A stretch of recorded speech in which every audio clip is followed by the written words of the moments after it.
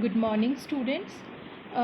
हमने अपने पिछले लेक्चर में मानव और पर्यावरण के संबंधों से संबंधित निश्चयवादी विचारधारा के बारे में बात करी थी। आज हम बात करेंगे संभववादी विचारधारा के बारे में। तो अगर हम सबसे पहले देखें कि संभववाद होता क्या है, तो संभववाद जो है उसका अर्थ है कि प्रकृति ने वातावरण के द्वारा मनुष्य को कुछ संभावनाएं प्रस्तुत करी हैं और मानव अपने चयन द्वारा इन संभावनाओं का प्रयोग करना चाहे तो कर सकता है और उनका प्रयोग करके वो अपने जीवन के ढंग, अपने आर्थिक और सामाजिक प्रारूप को निश्चित कर सकता है। अर्थात जिस प्रकार निश्चयवादी विचारधारा में मनुष्य की अपेक्षा पर्यावरण को अधिक महत्व दिया जाता था भूगोलवेताओं के द्वारा, उसी तरह संभववादी विचारधारा के जो प्रचारक हैं, जो प्रवर्तक हैं, उन्होंने प्रकृति की अपेक्षा मानव को अधिक महत्व दिया और मानव पर्यावरण के जो संबंध हैं उसमें उन्होंने कहा कि मनुष्य जो है वो अधिक क्रियाशील, अधिक प्रभावी है। वो अपने संभावनाओं को प्रयोग करने में वो अपनी क्षमता, अपनी छांट चयन की जो उसकी शक्ति है उनका प्रयोग करके वो प्राकृतिक वातावरण के द्वारा जो उसको संभावनाएं प्रस्तुत की जाती हैं, प्रदान की जाती हैं, उनका उपयोग करने में वो स्वयं निर्णायक होता है। 18वीं 19वीं शताब्दी में निश्चयवादी विचारधारा जो है वो अधिक प्रचलित थी और 20वीं शताब्दी के प्रारंभिक वर्षों तक निश्चयवादी विचारधारा का प्रभाव था, किंतु 20वीं शताब्दी के पूर्वार्ध में ही जो फ्रांसीसी भूगोलवेता थे उन्होंने मानव पर्यावरण के संबंधों में मानव को अधिक महत्व देते हुए संभववादी विचारधारा का प्रचार किया। इस प्रकार 20वीं शताब्दी के पूर्वार्ध में फ्रांसीसी भूगोलवेताओं ने मानव की स्वतंत्रता और उसकी कार्यकुशलता पर बल दिया और मनुष्य पर प्राकृतिक शक्तियों का नियंत्रण बताने वाली नियतिवादी विचारधारा की उन्होंने कड़ी आलोचना करी और कहा कि मनुष्य जो है वो अपने क्रियाकलापों के द्वारा प्राकृतिक भूदृश्य में परिवर्तन करता है और सांस्कृतिक भूदृश्यों का निर्माण करता है। ये जो संभववादी विचारधारा है, ये मानव और पर्यावरण के पारस्परिक संबंध की व्याख्या में मनुष्य को, मानव को, उसके प्रयत्नों को, उसकी क्रियाओं को अधिक महत्व देती है। इस विचारधारा के अनुसार विचारकों का या भूगोलवेताओं का कहना था कि मनुष्य पर्यावरण का दास ना होकर के स्वयं अपनी बौद्धिक क्षमता से उसका प्रयोग करता है। यह विचारधारा निश्चयवाद विरोधी थी और इसमें मानव को पर्यावरण से सर्वोच्च माना गया और उसे पर्यावरण में आवश्यकता के अनुसार परिवर्तन करने वाला भौगोलिक कारक स्वीकारा गया। इसमें मनुष्य के प्रयत्नों तथा क्रियाकलाप को प्रधानता दी गई और इस प्रकार मनुष्य के प्रयत्नों और क्रियाकलापों को प्रधानता देने वाली विचारधारा ही संभववादी है, जिसमें मनुष्य को प्राकृतिक पर्यावरण की अपेक्षा अधिक महत्व दिया गया। इस विचारधारा में मानवीय चयन को प्रधानता दी गई और इस विचारधारा के अनुसार प्रकृति केवल सीमाएं निर्धारित करती है और मानव उन सीमाओं के अंदर संभावनाओं का प्रयोग करके अपनी चयन की क्षमता के अनुसार अपने जीवन की क्रियाओं को निर्धारित करता है। इन विचारकों का कहना था कि मानव प्रकृति का दास नहीं है, वह प्रकृति को बदल सकता है। उसने अपने विवेक और कुशलता से अनेक प्राकृतिक तत्वों पर विजय प्राप्त कर ली है। ये तो बात हुई कि संभववादी विचारधारा है क्या। अब अगर हम देखें कि संभववादी विचारधारा का विकास कहाँ पर हुआ और कौन इसके प्रवर्तक कहलाए, उसके बारे में बात करते हैं। तो अभी जैसा कि मैंने बताया था कि संभववाद का जन्म और विकास जो है वो 20वीं शताब्दी के पूर्वार्ध में मुख्य रूप से फ्रांस में हुआ था। लुसियन फेब्रे जो भूगोलवेता हुए हैं, उन्होंने संभववाद शब्द का सर्वप्रथम प्रयोग किया अपनी पुस्तक ज्योग्राफिकल इंट्रोडक्शन टू हिस्ट्री में, जिसको कि उन्होंने 1925 में लिखा था, प्रस्तुत किया।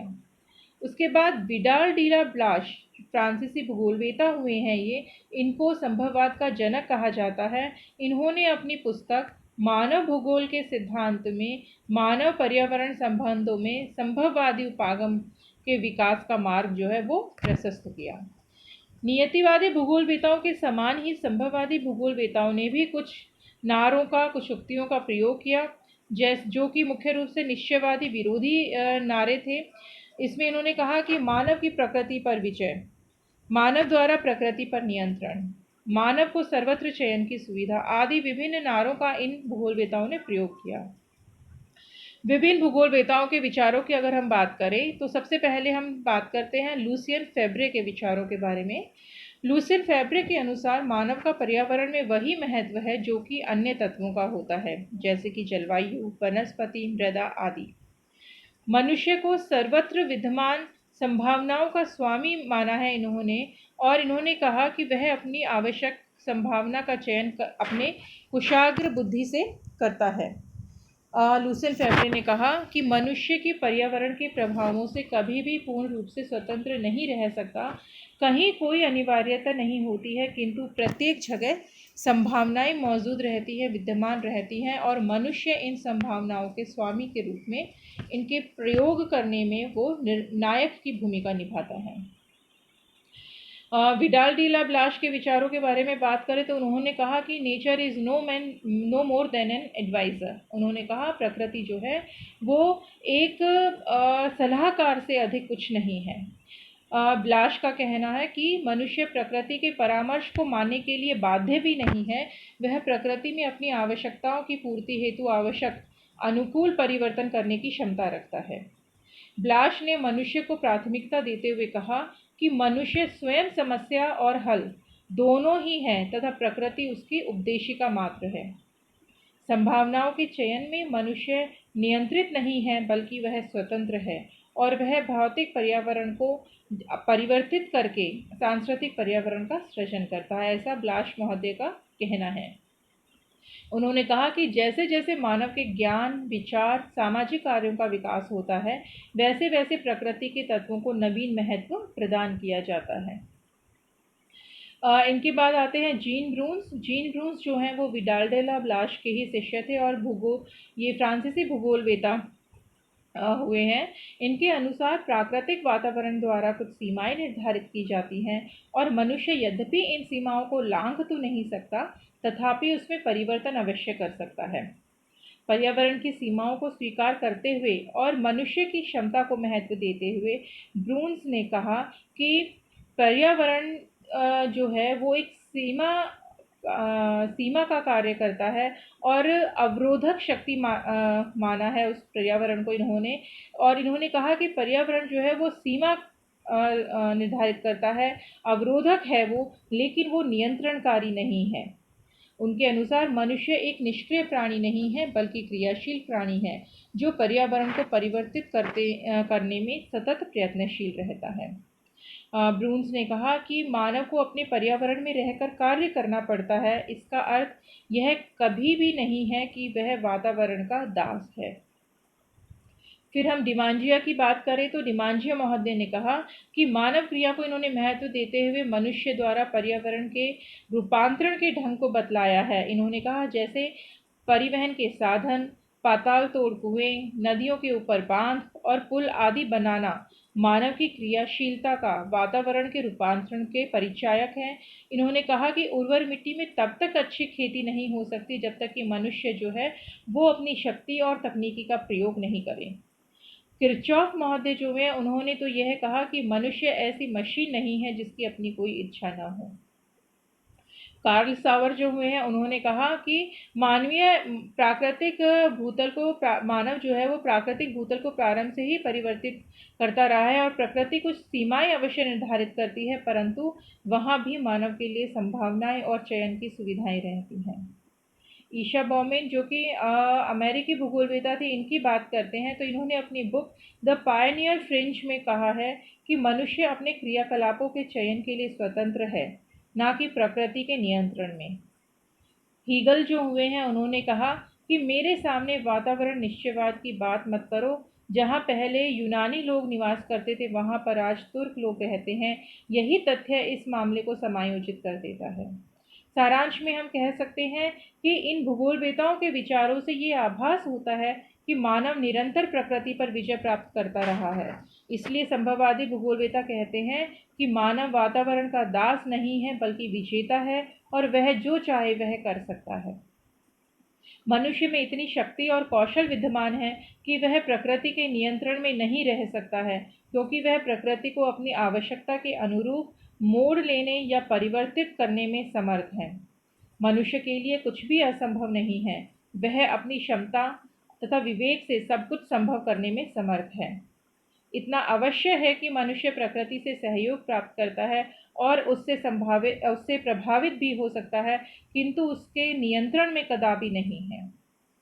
लेकिन संभववादी विचारधारा जो है वो भी निश्चयवादी विचारधारा की तरह अतिशयोक्तिपूर्ण थी, इसीलिए इसकी भी आलोचनाएं की गई। और अगर हम संभववादी विचारधारा की आलोचनाओं के बारे में बात करें तो संभववादी विचारक जो थे उन्होंने मनुष्य को सर्वशक्तिमान और प्रकृति का विजेता सिद्ध करने का प्रयास किया, जो निश्चय ही अतिशयोक्तिपूर्ण है। उन्होंने प्रकृति पर प्रत्यक्ष प्रहार किया, जिस कारण उन्हें अनेक स्थानों पर आलोचनाओं का शिकार होना पड़ा। वास्तव में मनुष्य पर्यावरण का अभिन्न अंग है और उसके प्रभावों से वो पूर्णतः मुक्त नहीं हो सकता है।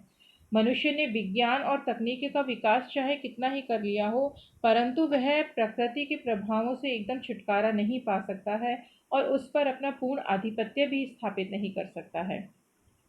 इसकी आलोचनाएं जो हुई हैं संभववादी विचारधारा की, इनमें हम देखते हैं तो सबसे पहले मनुष्य की स्वतंत्रता अपरिमित नहीं है बल्कि सीमित है और वह प्रकृति की पूर्ण अवहेलना और अपनी मनमानी नहीं कर सकता। फेब्रे महोदय जो कि जिन्होंने संभववादी शब्द का प्रयोग किया सबसे पहले, उन्होंने स्वयं कहा है कि मनुष्य अपने पर्यावरण के प्रभावों से कभी भी पूर्ण रूपेण स्वतंत्र नहीं रह सकता।